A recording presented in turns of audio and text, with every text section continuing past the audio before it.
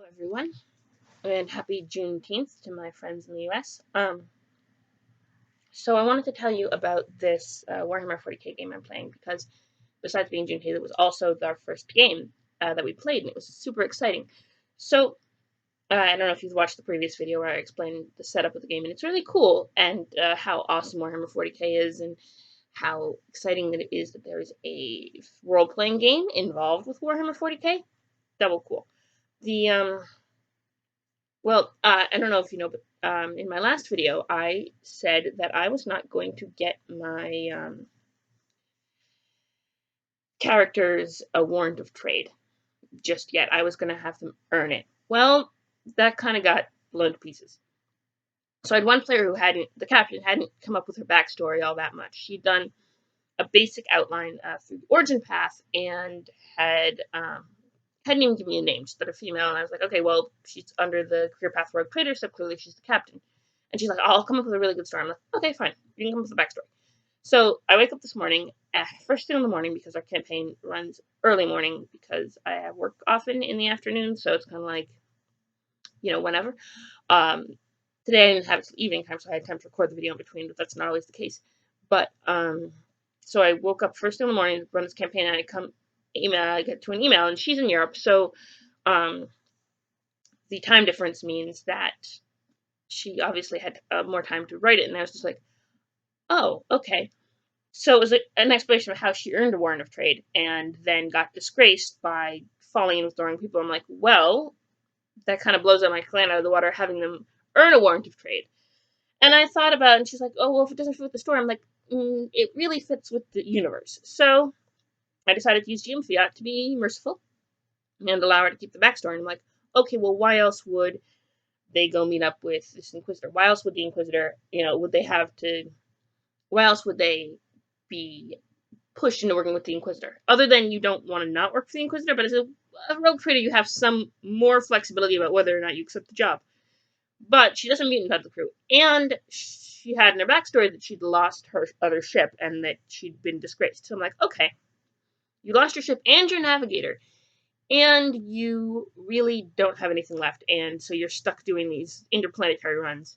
So A, you don't have a navigator, so that's a motive, and B, you don't want to not do what the Inquisition says, especially when they helped you get your ship and are overlooking the fact that you're operating in very deep in Imperial space to be having a mutant on your crew. So I was like, okay, that works. No, it's cool. So I took a shower and I was like, all right. And I thought about this and I was like, okay, I can work with this. That's cool. So that blew out of the water. But they still took the bait and followed the Inquisitor to go find this lost ship. So they met High General Dellsworth, whose brother was on the ship that went missing in the warp.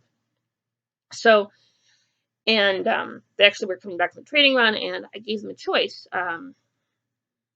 Either you go and drop the goods off first, and you get a higher boon to your profit factor, or you go talk to the Inquisitor first and drop the goods off later and get in better standing with the Inquisitor, but have a lower profit factor. Of course, I didn't frame it exactly as a binary choice, and I had it written down that if they just decided to go meet with the Inquisitor and not drop the goods off, they would get a minus to their profit factor, but would have 700 crates of crystals, which, if any of them had bothered to roll an intelligence check, they would have known were actually useless, just pretty. But no one rolled the intelligence check, which I was kind of annoyed with because I really like the lore. That's sometimes as a DM though that happens, or a GM that happens, where you just write some really cool lore and your players don't roll and they don't find the lore, and it's like, oh, I built this world. Anyway, that's something GMs all over the world will vibe with. But it was still cool, pretty cool. So they went on this, they went and dropped things off first, and I had our player roll a piloting check to see if he could slip past the inquisitorial ship and not let the Inquisitor know that they had come into the kitchen, they'd come into the system, but not went and talked to him straight away, which would give them a penalty on checks trying to convince him of things.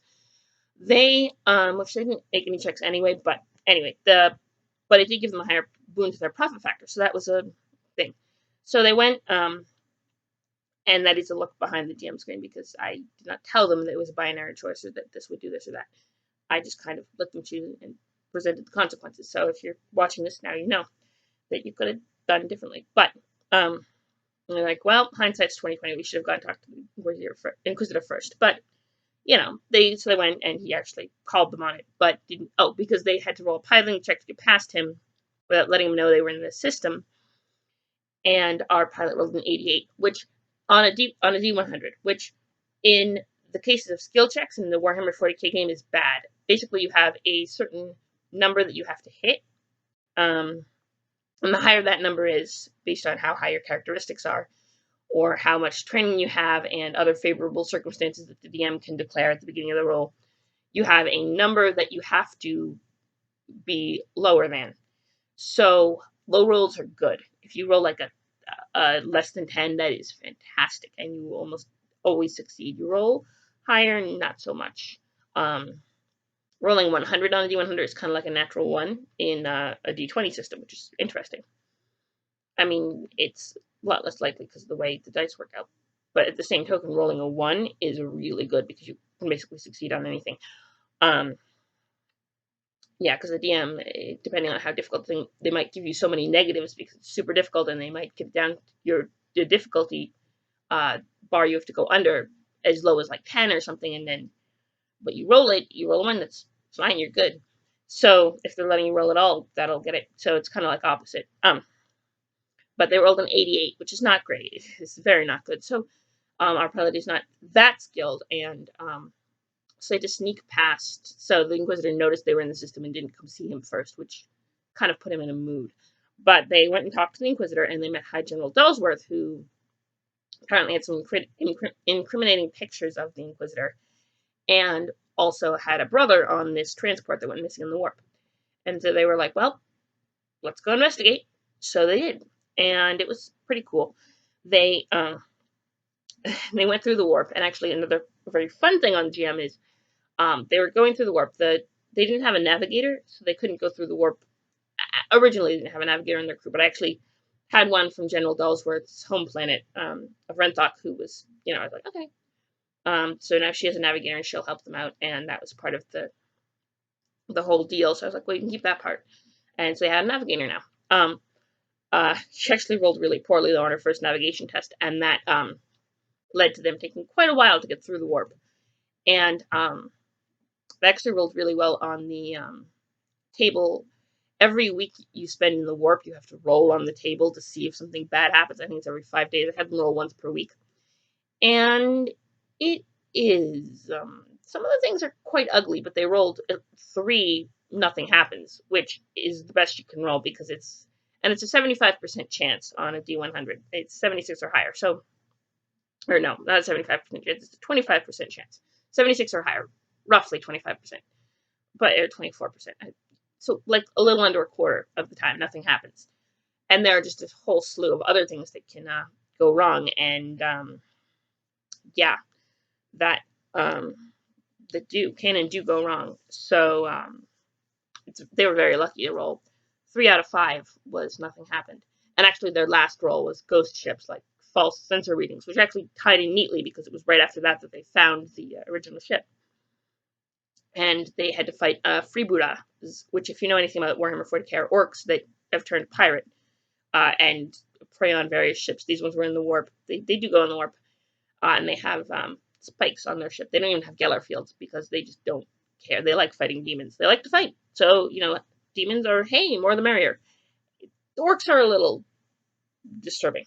But anyway, and one of my players actually noticed that the orcs were like, well, they have the Wa power. They don't really need to navigate through the warp. So why would they be coming through? I'm like, well, they're freebooters. So they're coming through specifically to hunt for fights, basically.